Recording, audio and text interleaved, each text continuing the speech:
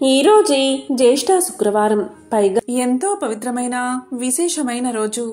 మరి ఇంతటి విశేషమైన రోజు ఈ కథను విన్నా, చదివినా, చెప్పినా, వినిపించినా జన్మల పాపాలు తొలగి కోటి జన్మల పుణ్యం వస్తుంది, సకల శుభాలు కలుగుతాయి. మరి ఆ కథ ఏంటో ఇప్పుడు ఈ వీడియోలో తెలుసుకుందాం. అదే శ్రీ శుక్రవార లక్ష్మీ కథ. పూర్వకాలంలో సుమేధుడు అనే బ్రాహ్మణుడికి 7 కొడుకులు ఉండేవారు. వారందరికీ వివాహాలు జరిగి భార్యలు కాపురాలకు రావడం వల్ల వేరింట కాపురాలు చేస్తూ ఉన్నారు. ఒకరోజు పొద్దుట శుక్రవారపు మహాలక్ష్మి లోక సంచారం చేస్తూ ఆ బ్రాహ్మణుడి కోడళ్ల ఇంటికి వెళ్ళింది. ఒక కోడలు పొద్దుటే పిల్లలకు భోజనం పెట్టి తాను కూడా తింటూ ఉంది. ఇది చూసి శ్రీ శుక్రవారపు మహాలక్ష్మి ఎంతో బాధపడింది. ఇంకొక కోడలు పాచి వాకిటిలో పేడ వేసుకుంటూ ఉంది. మరొక కోడలు పాత గుడ్డలను పెడుతూ ఉన్నది. మరొక కోడలు పాచి వాకిటిలో వడ్లు దంపుతూ ఉన్నది. మరొక కోడలు పాచి వాకిలి అందే పిల్లలకు తలంటి తాను కూడా తలంటుకుంటూ ఉంది. ఈ విధంగా 6 కోడళ్లు చేయడం చూసి శుక్రవారపు మహాలక్ష్మి వారి ఇళ్లకు వెళ్ళక పెద్ద కోడలు ఇంటికే వచ్చింది. పెద్ద కోడలు ఆ సమయంలో ఇల్లు అలుక్కుని వాకిట కల్లాపు చల్లి స్నానం చేసి పసుపు రాసుకుని బొట్టు పెట్టుకుని కట్టుకున్న బట్ట భర్తకు ఇచ్చి తాను తలుపు వెనుక కూర్చుని ఉన్నది. అక్కడ గల శుభ్రతకు మెచ్చుకున్న శుక్రవారపు మహాలక్ష్మి అరుగు మీద కూర్చుని ఇలా పలికింది. అమ్మాయి, బయటకి ఒకసారి రావమ్మా అని పలికింది. దానికి పెద్ద కోడలు లోపల నుంచి ఇలా సమాధానం చెప్పింది. అమ్మా, నేను రావడానికి వీలులేదు. మేము చాలా పేదవారం. మాకు ఒకటే బట్ట ఉండడం వల్ల దానిని నా భర్తకు ఇచ్చి యాయావారానికి పంపాను. నా భర్త వచ్చే వరకు నేను ఇక్కడే కూర్చుంటాను అని సమాధానం చెప్పింది.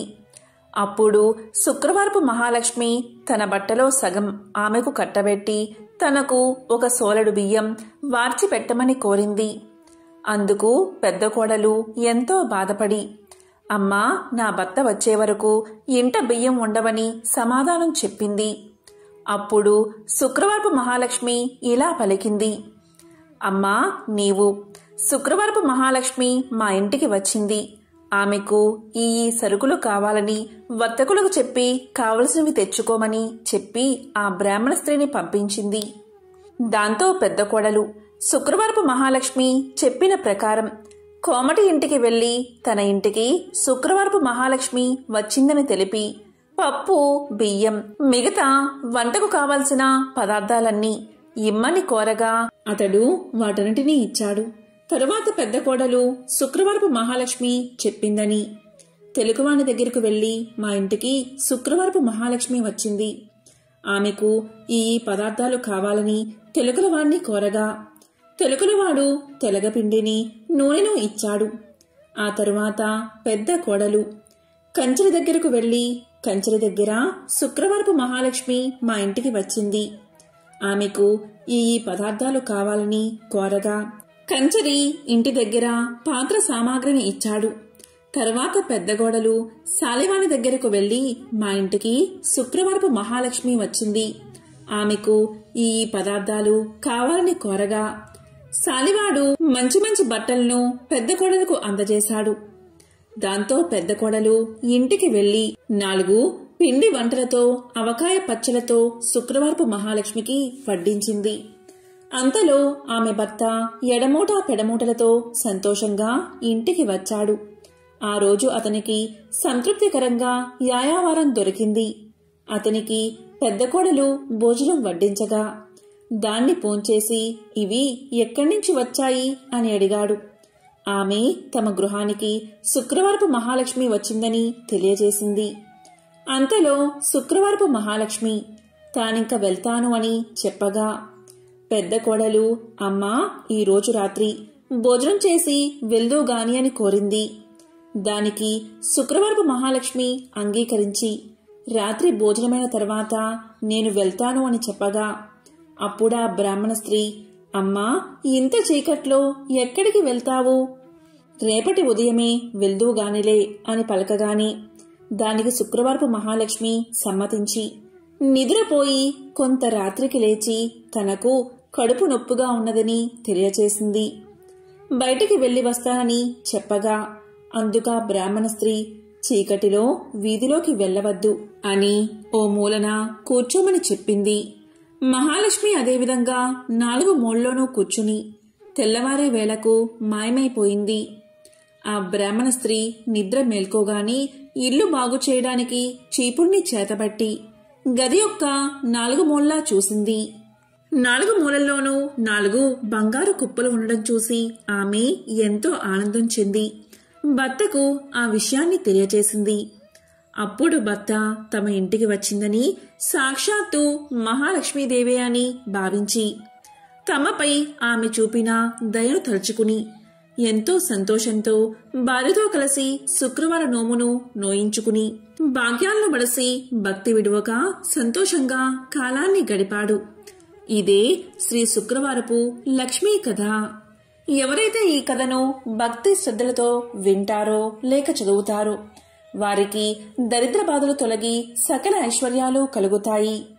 ధనం మూలం ఇదం జగత్ అనేది అందరికీ తెలిసిన విషయమే. జీవ సమస్తానికి ధనమే మూలం. ధనం లేకపోతే ఆహారం లభించదు. కాబట్టి అలాంటి ధనానికై ఎల్లరూ శ్రీ ధనలక్ష్మీదేవిని ఆరాధించాలి. ఆమె దయకలవాడే కలవాడు. ఆమె దయలేనివాడు లేనివారిలోని లెక్క. ధనం చాలా విలువైనది. ఇది అందరికీ తెలిసిన విషయమే. కాబట్టి ధన ప్రాప్తికై శ్రీ మహాలక్ష్మీదేవిని ఆరాధించాలి. ధనాది దేవత అయిన ఆ శ్రీ ధనలక్ష్మీదేవిని ఆరాధించి ఆమె అనుగ్రహాన్ని పొందాలి.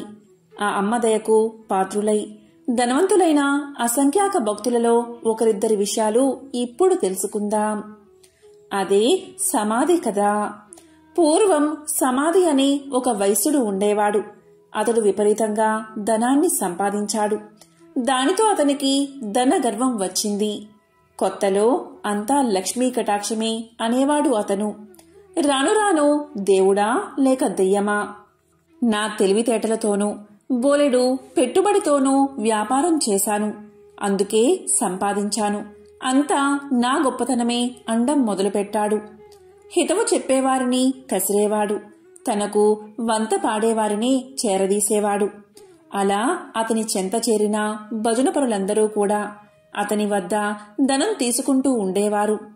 అందుకుగాను వారా సమాధితో కలిసి దైవ దూషణలు కూడా చేస్తూ ఉండేవారు. తద్వారా వారి వద్ద డబ్బు నిలిచేది కాదు. సమాధి వారికి ఎంత ఇచ్చినా అదంతా ఏదోలాగా ఖర్చయిపోతూ ఉండేది. పనికిమాలిన వారికి అనవసరపు ఖర్చులకు డబ్బు ఇచ్చి అవసరానికి డబ్బు లేక డాబోసరికి తన పలుకుబడిపై అప్పులు చేసి అవి తీర్చలేక సమాధి దరిద్రుడైపోయాడు. అతడు పెద్దలను ఆశ్రయించాడు. అప్పుడు పెద్దలు ఇలా పలికారు: దైవమున ఏమున్నది, అంతా నీ గొప్పే అన్నావు కదా, నీ గొప్ప నీవే చూసుకో, ఇక్కడ్నుంచి వెళ్ళిపో అని తరిమేశారు. మరికొద్ది కాలానికి కొడుకులు తిరగబడ్డారు. అప్పుల వారు అల్లరి చేయడం మొదలుపెట్టారు. గొప్ప దరిద్రం కలిగినది. చివరికి భార్య కూడా ఎదురు తిరిగినది. నీ వంటి దరిద్రుడితో నేనుండలేను అని చెప్పి పుట్టింటికి వెళ్లిపోయింది. రుణదాతలకు కుటుంబ ఘాతకులకు వెరచి ఒకానొక రాత్రివేళ సమాధి అడవుల పట్టిపోయాడు. ఈ సమాధి గురించి బాగా తెలిసిన ఒక మిత్రుడు అతనికి సహాయం చెయ్యాలి అనుకున్నాడు. కాని తక్కిన వ్యాపారులు అడ్డుపడుతూ ఉండడం వల్ల ఒకరోజు ఆ మిత్రుడు ఒక చేతికర్ర దొలిపించి అందులో ఖరీదైన వజ్రాలు వేసి సమాధికి ఇచ్చాడు. అప్పుడా మిత్రుడు సమాధితో ఇలా పలికాడు: సమాధి, నీవు దరిద్రంచే బాధపడుతూ ముసలివాడివలే అయిపోయావు. నేను ప్రత్యక్షంగా ధనమిస్తే ఇతర వ్యాపారులతో నాకు గొడవ వస్తుంది. కాబట్టి నీ చేతికి ఊతంగా ఈ కర్రను తీసుకో అని చెప్పాడు. దానికి సమాధి ఎంతో బాధతో ఆ చేతికర్ర తీసుకుని ఆ చేతికర్రతో సంతకు వెళ్లి ఆ చేతికర్రను సంతలో ఎవరో పొరుగువాడికి చవకగా అమ్మేసి దానితో వంట సరుకులు కొనుగోలు చేశాడు. సమాధి చేసింది విని మిత్రుడు ఎంతో బాధపడ్డాడు. సమాధి యొక్క దరిద్రావస్థను ఎలాగైనా తప్పించాలని ఆ మిత్రుడు మరొకసారి సమాధిని పిలిచి ఇలా పలికాడు. సమాధి, ఈ గుమ్మడికాయ తీసుకో అని ఒక గుమ్మడికాయ ఇచ్చాడు. దాని నిండుగా బంగారు కాసులు పోసి ఇచ్చాడు. ఇంటికి వెళ్లి దాన్ని పగలగొడితే ధనం కనిపిస్తుంది కదా అని ఆ మిత్రుడి ఆలోచన. కాని సమాధి ఆ గుమ్మడికాయను వేరొక కూరగాయల వ్యాపారికి అమ్మేసి ఆ చిల్లరతోనే ఇంటికి వెళ్లిపోయాడు. మిత్రుడు సహకరించినా ఆ సహాయం పొందక దరిద్రబాధలు భరించలేక సమాధి ఒకరోజు అడవులకు పోవడానికి నిశ్చయించుకున్నాడు. ఇది తెలిసిన అతని మిత్రుడు మార్గమధ్యలో మోహరేలు గుట్ట పోయించాడు. కాని సమాధి ఆ దారికి రాగానే ధనలక్ష్మి కళ్ళలో పడినది. అతని కళ్ళు నలుపుకుంటూ పోయి మోహరేల గుట్టపై పడి, చీచి, ఎవరో దారిలో రాళ్లగుట్ట పోసారు అని వాటిని అటూ ఇటూ చిమ్మి కళ్ళు నలుపుకుంటూ తన దారిన తాను పోయాడు. అంతా మిత్రునికి చూపి, చూసారా, ధనలక్ష్మి యొక్క అనుగ్రహం తప్పితే ఎలా అవుతుందో, మనమెంత మంచి చేసినా వంచింపబడుచూ ఉంటాడు అని చెప్పాడు. తరువాత సమాధి అడవులకు చేరుకుని తన కష్టాలకై ఏడుస్తూ ఉండగా ఒకానొక ముని అతన్ని చూసి అతని దీనకథను విని ఇలా పలికాడు. సమాధి, కేవలం ధనలక్ష్మిని తూలనాడి ఆమె పూజకు ఆటంకం కలిగించడం వల్లే నీకీ కష్టం కలిగినది. ఇంతకు మించి మరొకటి లేదు. నా మాట విని ధనలక్ష్మీదేవిని పూజించు. ధనం నీకు సమకూరుతుంది. ఆమె బీజమునే జపించు అని పలికి మంత్ర బీజాన్ని చెప్పి జప విధానం చెప్పి మహర్షి వెళ్లిపోయాడు. సమాధికి మరొక మార్గమేది కనబడకపోవడం వల్ల గతిలేని వాడై ఆ మంత్రాన్ని జపించసాగాడు. అలా చేయగా ఒకనాడు అతని భార్య ఆ అడవిలోనే తారసపడినది. పెళ్లి చేశాక భర్త సజీవుడై ఉండగా ఆడది పుట్టింట ఉండరాదు. కష్టమో సుఖమో భర్తతోటే లోకం పొమ్మని ఆమె పుట్టింటివారు తరిమేశారని చెప్పింది. ఆమె తనతో తెచ్చిన స్వల్ప ధనాన్ని సమాధికి ఇచ్చి క్షమించమని కోరింది. అతి త్వరలో దీపావళి రాబోవుచుండడచే సమాధి ఆదనంతో నగరానికి వెళ్లి తగు సామాగ్రలు కొని అదేవిధంగా పురోహితుడికి క్షమాపణ చెప్పుకుని తనతో పాటు అడవులకు తీసుకువచ్చాడు. దీపావళి రాత్రి యథావిధిగా యథాశక్తిగా ధనలక్ష్మీ పూజను చేసుకున్నాడు సమాధి. దానితో సంతృప్తిగా శాంతించిన ధనలక్ష్మి సమాధిని అనుగ్రహించింది. దాంతో పురోహితుడు ఊరిలోనికి పోయి సమాధి ఉనికిని అతనిలోని మార్పును అందరికీ తెలియచేశాడు. సమాధి మిత్రుడు అలాగే విప్రుడు కూడా దీన్ని సమర్థించారు. అవును, అమ్మవారిని కించపరచడం వల్లే అతనికి ఇటువంటి గతి పట్టింది కాని సమాధి చెడ్డవాడు కాడు అని మరీ చెప్పగా ఇతర వ్యాపారులు కూడా ఆలోచించి సమాధిని తిరిగి ఊరిలోకి పిలిచారు. మిత్రులు ఇచ్చిన పెట్టుబడితో సమాధి మరలా వ్యాపారాన్ని ప్రారంభించి నిత్యము ధనలక్ష్మీదేవిని పూజిస్తూ ఆ తల్లి అనుగ్రహం వల్ల అతని వ్యాపారం అభివృద్ధి చెందడం వల్ల తిరిగి కోటీశ్వరుడుగా మారి సకల సౌభాగ్యాలతో తులతూగుతూ ఉన్నాడు. కాబట్టి ఎవరైతే ప్రతి గురు శుక్రవార రోజుల్లోనూ అష్టమి, నవమి, దశమి, పౌర్ణమి తిథులయందు ఆ అమ్మవారిని పూజించి ఈ కథను వింటే ధనలక్ష్మీదేవి యొక్క అనుగ్రహానికి పాత్రులు అవుతారు. ఈ కథ విన్నా చదివినా సర్వశుభాలు చేకూరతాయి. ఇదే ధనలక్ష్మీదేవి యొక్క కథ. త్రిలోక సంచారి అయిన నారద మునికి ప్రతిదీ తెలుసుకోవాలనే ఆతృత ఉంటుంది. ఇది మనందరికీ తెలిసిన విషయమే. అదేవిధంగా నారదముని ఒకసారి ఆతృతగా లక్ష్మీదేవిని ఇలా అడుగుతాడు. అమ్మా లక్ష్మీదేవి, మీరెప్పుడూ కూడా విష్ణుమూర్తి పాదాలను ఎందుకు నొక్కుతారు అని అడుగుతాడు. దానికి లక్ష్మీదేవి ఇలా సమాధానం చెప్తుంది. మానవుల నుండి భగవంతుడి వరకు గ్రహాలన్నీ తన్ను ప్రభావితం చేస్తాయని లక్ష్మీదేవి సమాధానం చెప్తుంది. ఈ గ్రహాల చెడు ప్రభావం శ్రీహరి పాదాలను నొక్కడం ద్వారా ముగుస్తుంది. కాబట్టి ఆమె తన శ్రీహరి పాదాలను నొక్కుతుంది అని సమాధానం చెప్తుంది. ఒక మహిళ చేతిలో దేవతల సర్వోన్నతుడైన బృహస్పతి నివసిస్తాడు. రాక్షసుల గురువు శుక్రాచార్యుడు మనుషుల పాదాలలో నివాసముంటాడు. భార్య తన భర్త పాదాలను నొక్కినప్పుడు గ్రహాల యొక్క చెడు ప్రభావాలను నివారించడంతో పాటు సంపద కూడా వృద్ధి అవుతుందని లక్ష్మీదేవి విష్ణు పాదాలను నొక్కడానికి కారణమని ఆమె ఎంతో సులువుగా నారదుడికి సమాధానం చెప్తుంది. లక్ష్మీదేవి ఐశ్వర్యానికి దేవత, జ్యేష్ఠాదేవి దారిద్ర్య దేవత. ఒకసారి వీరిద్దరికీ ఒక చిన్న అనుమానం వచ్చింది. ఆ అనుమానం ఏంటి అంటే తమలో ఎవరు చాలా అందంగా ఉన్నారో అని. ఈ విషయమై వీరిద్దరూ వాదించుకుంటూ ఉండగా వారికి ఎదురుగా ఒక వ్యాపారి వస్తూ కనిపించాడు. ఇక వాదించడం ఆపేసి ఆ వ్యాపారిని అడిగి నిజం తెలుసుకోవాలి అనుకున్నారు అక్కా చెల్లెళ్ళు. అలా అనుకున్నదే తడువుగా జ్యేష్ఠాదేవి లక్ష్మీదేవిలు అతడి ముందుకు వెళ్లి నిల్చున్నారు. తామిద్దరం ఎవరమో కూడా అతడికి వివరించి చెప్పారు. ఐశ్వర్య దేవత లక్ష్మీదేవి, దారిద్ర దేవత జ్యేష్ఠాదేవి ఇద్దరూ ప్రత్యక్షమై కనిపించి అలా అడిగేసరికి ఆ వ్యాపారికి నోట మాట రాలేదు. ఇద్దరూ ఒకేసారి కనిపించినందుకు సంతోషించాలో లేక బాధపడాలో కూడా అతనికి అర్థం కాలేదు. విషయమంతా విన్నా ఆ వ్యాపారి భయంతో వణికిపోయాడు. ఇద్దరిలోనూ లక్ష్మీదేవే అందమైనదని అతనికి తెలుసు. అయితే నిజాన్ని చెబితే జ్యేష్ఠాదేవికి కోపం వస్తుంది. ఆమెకు కోపం వస్తే తనను ఇంకా పేదవాడిని చేస్తుందని తెలుసు. ఇక లక్ష్మీదేవి అందంగా లేదని చెబితే ఆమెకు కోపం వస్తుంది. ఆమెకు కోపం వస్తే తనకున్న ఈ మాత్రం సంపదను కూడా లేకుండా చేసేస్తుంది. ఏం చేసేది భగవంతుడా అంటూ తలపట్టుకున్నాడు. ఇంతలో ఆ వ్యాపారికి ఒక మెరుపులాంటి ఆలోచన వచ్చింది. ఏదైతే అది అయిందని మనసుకు సర్ది చెప్పుకున్న ఆ వ్యాపారి ఆ దేవతలిద్దరికీ నమస్కారం చేశాడు. వెంటనే ఆ వ్యాపారి ఇలా చెప్పాడు. అమ్మా, ఓ మహాలక్ష్మి, నువ్వు ఇంట్లోకి వస్తున్నప్పుడు నీ అంత అందమైన స్త్రీ భూలోకంలో కాని స్వర్గలోకంలో కాని ఎవరూ ఉండరు అని చెప్పాడు. అలాగే జ్యేష్ఠాదేవి వైపు చూసి, అమ్మా, ఓ జ్యేష్ఠాదేవి, నువ్వు ఇంటి నుంచి బయటకు వెళ్తుంటే నీ అందం సొగసు వర్ణించేందుకు మాటలు చాలవు. ఆ సమయంలో నీ అందాన్ని ఎవరితోనూ పోల్చలేమో అని సమాధానం చెప్పాడు. ఆ వ్యాపారి ఎవరి మనసులో నొప్పించిన విధంగా చెప్పిన తీరు జ్యేష్ఠాదేవి లక్ష్మీదేవులను సంతృప్తిపరిచింది. అతడు ఇద్దరిని విజేతలుగా నిర్ణయించాడని వారిద్దరూ అర్థం చేసుకున్నారు. దాంతో ఇద్దరూ అతడి నిర్ణయానికి సంతోషపడుతూ అక్కడ్నుంచి మాయమయ్యారు.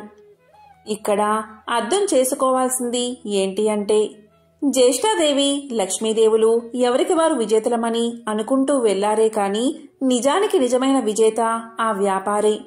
ఎందుకంటే అతడు ఐశ్వర్య దేవత అయిన లక్ష్మీదేవి అభిమానాన్ని పొందడమే కాదు, లక్ష్మీదేవి బద్ధ శత్రువైన జ్యేష్ఠాదేవిని సైతం సంతృప్తిపరిచాడు. కాబట్టి నిజమైన విజేత ఆ వ్యాపారే. లక్ష్మీదేవి అదృష్టానికి శుభానికి సంకేతం. అయితే జ్యేష్ఠాదేవి దరిద్రానికి సంకేతం. పురాణాల ప్రకారం లక్ష్మీదేవి జ్యేష్ఠాదేవులు ఎవరు ఎక్కడ ఉండాలి అనే విషయం గురించి చర్చలు మొదలవుతాయి. ఈ క్రమంలోనే లక్ష్మీదేవి వెళ్లి సముద్ర గర్భంలో దాక్కుంటుంది. సముద్ర గర్భం నుంచి తను బయటికి రావాలని జ్యేష్ఠాదేవి కోరడంతో తాను బయటకు వచ్చి ఏ ప్రదేశంలో కొలువై ఉండాలో తెలియచేస్తుంది. ఈ విధంగా సముద్ర గర్భం నుంచి బయటకు వచ్చిన లక్ష్మీదేవి తాను పసుపు కుంకుమల్లో కొలువై ఉంటానని చెప్తుంది. అందుకే ఏదైనా శుభకార్యాలలో పసుపు కుంకుమలకు అంత ప్రాధాన్యత ఇస్తాము. పెళ్లి పత్రికలకు కూడా పసుపు కుంకుమ రాయడం వల్ల సాక్షాత్తు లక్ష్మీదేవిని ఆహ్వానించినట్లు. ఇలా పసుపు కుంకుమ రాయడం వల్ల ఆ పెళ్లిలో ఎలాంటి ఆటంకాలు లేకుండా లక్ష్మీదేవి కృప నూతన వధూవరులపై ఉంటుందని భావిస్తారు. అందుకే వివాహ ఆహ్వాన పత్రికలకు పసుపు కుంకుమలు రాస్తారని పురాణాలు చెబుతున్నాయి. మనం లక్ష్మీదేవి చిత్రపటాన్ని చూసినప్పుడు ఆమెకు గుడ్లగూప వాహనంగా ఉండడాన్ని చూస్తూ ఉంటాం. లక్ష్మీదేవికి గుడ్లగూప ఎలా వాహనమైనది అనే ప్రశ్న మనల్ని పట్టి పీడుస్తుంది. దానికి సమాధానం ఇప్పుడు తెలుసుకుందాం. ఒకప్పుడు కౌశికుడు అని ఒక గొప్ప విష్ణుభక్తుడు ఉండేవాడు. అతడు గొప్ప సంగీత విద్వాంసుడు. సుమధురమైన తన గాన మాధుర్యంతో మహావిష్ణువుని ప్రసన్నం చేసుకున్నాడు. స్థూల శరీరాన్ని విడిచిన తరువాత విష్ణు లోకాన్ని చేరుకున్నాడు. శ్రీహరి తన ప్రియభక్తుణ్ణి స్వాగతించి అతని గౌరవార్థం అంతరంగిక సంగీత సభ ఒకటి ఏర్పాటు చేశాడు. ఆ సభలో దేవర్షి నారదుడికి ప్రవేశం లభించలేదు. తుంబురుడికి సకల మర్యాదలతో స్వాగతం చెప్పారు. తనకు ప్రవేశం లేకపోవడం అటుంచి తన ప్రత్యర్థి అయిన తుంబురుడికి స్వాగత సత్కార్యాలు లభించడం చూసిన నారదుడు ఎంతో మండిపడ్డాడు. అయినా తమాయించుకుని లక్ష్మీదేవి మందిరంలోంచి లోనికి పోవడానికి ప్రయత్నం చేశాడు. అక్కడ కూడా లక్ష్మీదేవి యొక్క చెలికత్తెలు నారదుడికి అడ్డుపడ్డారు. దానితో ఎంతో కోపగించిన నారదుడు మహాలక్ష్మిని శపించాడు. అది తెలిసిన వెంటనే లక్ష్మీనారాయణులు నారదుని ముందు ప్రత్యక్షం అయ్యారు. తమను మన్నించమని వేడుకున్నారు. అప్పటికి నారదుడి కోపం శాంతించింది. తన తొందరపాటుకు పశ్చాత్తాపం మొదలైనది. శరీరమంతా చెమటలు పట్టాయి. కీలరిగి వాత పెట్టడం బాగా తెలిసిన నారాయణుడు చేసిన దానికి సిగ్గుపడుతున్న నారదుణ్ణి చూసి ఇలా పలికాడు. నారదా, నీ కోపం కారణం నాకు తెలుసు. నిజానికి భక్తి జ్ఞానములయందు శీలవర్తములయందు తుంబురుడు నీకన్నా కపటి కాడు, గర్విష్ఠుడు కాడు. కపట భక్తిని ప్రదర్శించేవారు ఎన్ని తీర్థాలు సేవించినప్పటికీ వ్యర్థం. భక్తి శ్రద్ధలతో నన్ను కొలిచేవారికి అవశ్యం వశుడనే. సంగీతం చేత నన్ను చేరవచ్చునని చాటి చెప్పడానికే కౌశిక తుంబురను నేను సత్కరించాను. నీ శాపానికి ఏమీ బాధపడకు, లోకహితమే జరుగుతుంది, చింతించవద్దు అని చెప్పాడు నారాయణుడు. నారదునికి అప్పటికి జ్ఞానోదయమైనది. ఓ దేవదేవా, నా తప్పులను క్షమించు. అవివేకి వలె ప్రవర్తించాను, నన్ను కాపాడు. తుంబురా, కౌశికుల వలె సంగీతంలో మేటినైతే ఇంతటి విపరీతం జరిగి ఉండేది కాదు కదా అంటూ కట్టెలు తెంచుకుని ప్రవహిస్తున్న కన్నీటి వరద మధ్య నారదుడు నారాయణుడి పాదాల మీద పడ్డాడు. భక్తుని పశ్చాత్తాపం భగవంతుడి హృదయాన్ని కరిగించింది. తన దివ్య హస్తాలతో నారదుణ్ణి పైకి లేపాడు నారాయణుడు. ధైర్యాన్ని చెప్పాడు. సంగీతం నేర్చుకోవాలన్న కుతూహలం నిజంగా ఉంటే తాను చెప్పినట్లు చెయ్యమన్నాడు. ఉత్తరాన మానస సరోవరానికి అవతల ఒక పర్వత శిఖరముంది. దానిమీద ఒక దివాంతం ఉంది. ఆ ఉలూకాపతికి శుశ్రూష చేసి సంగీతంలో మేటివి కమ్మని దీవించాడు నారాయణుడు. దీంతో నారదుడు శ్రీమన్నారాయణుడికి కృతజ్ఞతలు ప్రకటిస్తూ చేతులు జోడించిన నారదుడు సెలవు పుచ్చుకున్నాడు. వెంటనే మనోవేగంతో మానస సరోవరం చేరుకున్నాడు. కమ్మని సంగీతం అస్పష్టంగా వినిపిస్తుంది. తెరలు తెరలుగా వస్తున్న ఆ గాన మాధుర్యాన్ని పట్టుకుని ఆవలగిరి శిఖరం చేరాడు నారదుడు. గంధర్వ, కిన్నెర, కింపురుష, అప్సరసాదులెందరో అక్కడ సంగీతాభ్యాసం చేస్తున్నారు. వారి మధ్య గురుపీఠం మీద దివ్యకాంతులతో ప్రకాశిస్తున్న గానబంధు నారదుణ్ణి చూడగానే వినయంతో ఆసనం దిగి ఎదురు వెళ్లాడు. ఆనందంగా ఆసనం చూపి కుశల ప్రశ్నలు వేశాడు. ఎందుకు వచ్చాడో కారణం చెప్పమని ప్రార్థించాడు. నారదుడు గానబంధు వినయానికి, సంగీత పాఠవానికి ఆశ్చర్యపోయాడు. తనకు తెలియని ఈ సంగీతవేత్త ఎవరని ఆలోచనలో పడ్డాడు. అతడు ఎవరైతేనేం, తనకు కావలసినది సంగీత విద్య. ఉలూకాపతికి నమస్కారం చేసి జపతపాదులకు సాధ్యం కాని శ్రీహరిని తుంబుర కౌశికులు గాన మాధుర్యంతో వశం చేసుకున్నారని, తనకు అలాంటి దివ్యగాన విద్యను ప్రసాదించమని వేడుకున్నాడు. గానబంధు అంటే ఉలూకాపతి.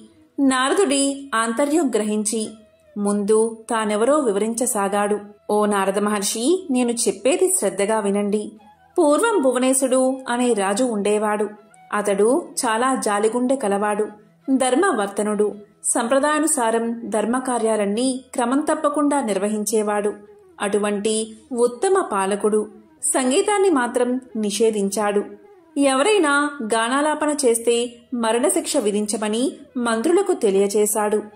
భగవంతుణ్ణి కూడా భక్తి గీతాలతో స్తుతించకూడదని చాటింపు వేయించాడు. ఒకరోజు హరిమిత్రుడు అనే భక్తుడు రాజు ఆజ్ఞను మర్చిపోయి భగవంతుణ్ణి కీర్తిస్తూ గానం చేశాడు. ఆ గాన మాధుర్యంలో మునిగిపోయిన ప్రజలు కూడా పాడకూడదు అన్న విషయాన్ని మర్చిపోయారు. వెంటనే రాజభటులు వచ్చారు. హరిమిత్రుణ్ణి రాజు ముందు నిలబెట్టారు. రాజు ఆలోచించాడు. పాడినవాడు బ్రాహ్మణుడు. బ్రహ్మహత్య మహాపాపం, మరణశిక్షతో సమానమైనది రాజ్య బహిష్కరణ. ఇలా ఆలోచించి హరిమిత్రుడి సంపదనంతా స్వాధీనం చేసుకుని రాజ్యం నుంచి వెళ్ళగొట్టాడు రాజు. కాలచక్రం తిరగడం మానదు కదా. కొంతకాలానికి రాజు మరణించాడు. పుట్టిన ప్రతి ప్రాణి గిట్టక తప్పదు. అలాగే గిట్టిన ప్రాణి కూడా పుట్టక తప్పదు. నరుడిగా మరణించిన రాజు గుడ్లగోపగా జన్మించాడు. దివాంద జన్మ కాబట్టి రాత్రులందే ఆహారం సంపాదించుకోవాలి.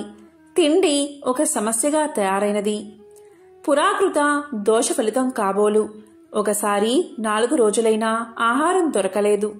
ఆకలి దుర్లభమైపోయినది. చివరికి మరణాన్ని ఆహ్వానించాడు. అతడు పూర్వజన్మలో చేసుకున్న సుకృతం వల్ల మరణదేవత యమధర్మరాజు వచ్చి ఎదురుగా నిలబడ్డాడు. ప్రాణం తీయకుండా ఎదురుగా నిలబడ్డ యముణ్ణి చూసి, ధర్మరాజా, ఎందుకు ఈ విధంగా నన్ను బాధపెడుతున్నావు? నేను గత జన్మలో రాజుగా ప్రజలపై ఎంతవరకు దయాదాక్షిణ్యాలు చూపించాలో అంతవరకు చూపించాను. నీవెందుకు నాపై దయ చూపవు అన్నాడు భువనేశుడు. దివాంద స్థితికి యమధర్మరాజు ఎంతో జాలిపడ్డాడు. తాను చేసిన తప్పేమిటో తెలియకుండా ఎవరైనా శిక్ష అనుభవించడం ధర్మం కాదు కదా. తెలిసినప్పుడే కదా పశ్చాత్తాపం కలిగేది. అలా ఆలోచించి అసలు విషయం చెప్పాడు యమధర్మరాజు. దివాందమా, నీవు రాజుగా ఉన్నప్పుడు అనేక సత్కార్యాలు చేసిన మాట నిజమే. కాని పరమాత్ముణ్ణి వేద మంత్రాలతో మాత్రమే స్తుతించాలని శాసించడం నీ మూర్ఖత్వం.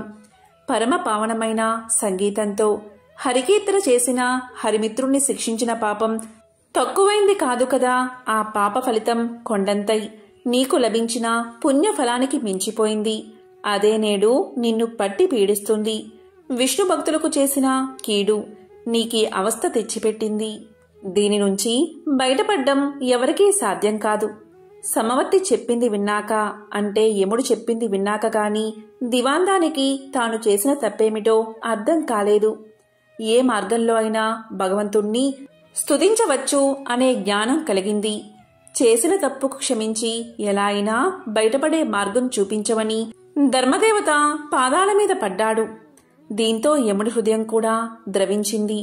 ఉలూకరాజా, చేసిన తప్పుకు శిక్ష అనుభవించక తప్పదు.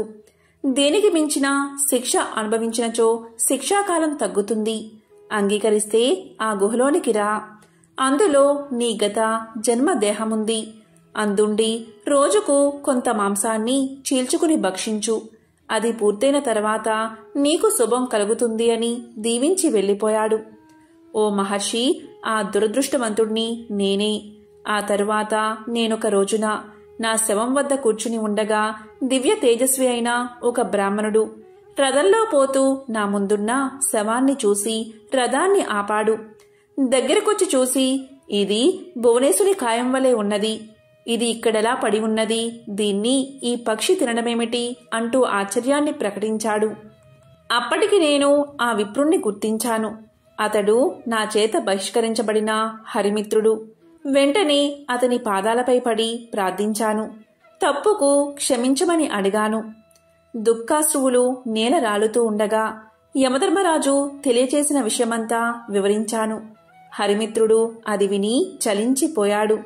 తన అంతరంగ భావమునకు అనుగుణంగా ఇలా పలికాడు. నీ బాధలు చూస్తుంటే నాకెంతో విచారం కలిగింది. నీవు నా ఎడల చూపిన కాఠిన్యం నేను ఆ రోజునే మర్చిపోయాను. నీవు అనుభవించిన బాధ ఇక చాలు. ఈ క్షణం నుంచి నీకు బాధన్నది లేకుండా ఉండుగాక.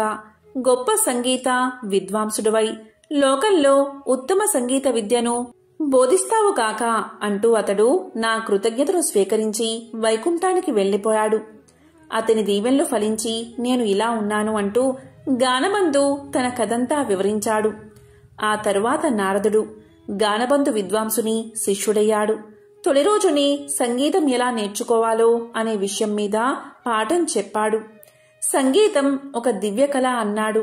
తపంతో కాని తామసంతో కాని అది పట్టుబడదు అన్నాడు. కళ కోసం జీవితాన్ని అర్పించాలి అన్నాడు. కష్టపడి నిరంతరం సాధన చేస్తే ఎవరైనా అపురూపమైన ఈ కలలో ఆధిక్యం సాధించవచ్చు అన్నాడు.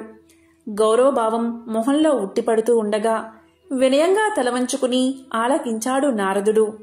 ఆ సాధన అలా 1000 ఏళ్లు గడిచాయి. కఠోరమైన దీక్షతో నారదుడు 3 లక్షల రాగాలలో మంచి ప్రావీణ్యం గడించాడు. సహపాఠులంతా పొగిడేస్తుంటే సంగీతంలో ఇక తనకు తిరుగులేదనే గర్వంతో ఉబ్బిపోయాడు. అమిత ఆనందంతో గురువును చేరి కృతజ్ఞతలు చెల్లించాడు. గురుదక్షిణ చెల్లిస్తాను, ఏమి కావాలో సెలవివ్వమన్నాడు. ఎంతటి కోరికైనా సంశయించవద్దు అన్నాడు. శిష్యుడి పలుకులు విన్నా ఆ గురువు ఎంతగానో సంతోషించాడు. ఓ మహర్షి, దేవర్షులైనా మిమ్మల్ని నేనేమి కోరగలను? దివాంతమునకు కావలసిన అవసరాలు ఏముంటాయి? శిష్యుడివి అయినందున ఏదో ఒకటి కోరుకోక తప్పదు. ఈ ధరాతలం నిలిచి ఉండే వరకు సంగీత కళతో పాటు నేను సైతం లోకంలో గుర్తుండేలా వరాన్ని ప్రసాదించు అని తన మనసులోని మాటను బయటపెట్టాడు. అప్పుడు నారదుడు విశాలంగా నవ్వాడు. ఓ గురువర్యా, ఇది మరీ చిన్న కోరిక. ఈ చిరు కోరిక మీకున్న సంగీత పాండిత్యం తీర్చగలదు. శిష్య ప్రశిష్య కోటి వలన భూతలమున సంగీత కళ నిలిచి ఉన్నంత వరకు మీ కీర్తికి అంతులేదు. మీరు చేసిన ఈ మహోపకారానికి గురు దక్షిణిగా లక్ష్మీనారాయణల కటాక్షం, వారి సేవా భాగ్యాన్ని, శాశ్వత సన్నిధానమును ప్రసాదిస్తున్నాను. ప్రళయం సంభవించిన వేళ శ్రీ మహావిష్ణువునకు గరుత్ మంతుని వలె శ్రీ మహాలక్ష్మికి నీవు వాహనమై తరింతువుగాక అంటూ శిష్యుడికి కానుకను దేవర్షిగా వరాన్ని సమర్పించి సెలవు తీసుకున్నాడు నారదుడు. ఈ విధంగా గానబంధు అనే గుడ్లగూప లక్ష్మీదేవికి వాహనంగా మారింది. శుక్రవారం రోజు ఎవరైతే ఈ కథలను వింటారో లేక చదువుతారో వారికి శ్రీ మహాలక్ష్మీదేవి యొక్క అనుగ్రహం, కరుణా కటాక్షాలు తప్పకుండా కలుగుతాయి. రుణ సమస్యలు తొలగి లక్ష్మీ కటాక్షం కలుగుతుంది. ఓం శ్రీ మహాలక్ష్మీయే నమః. ఓం నమో నారాయణాయ. ఓం శ్రీ మాత్రే నమః. ఓం నమః శివాయ.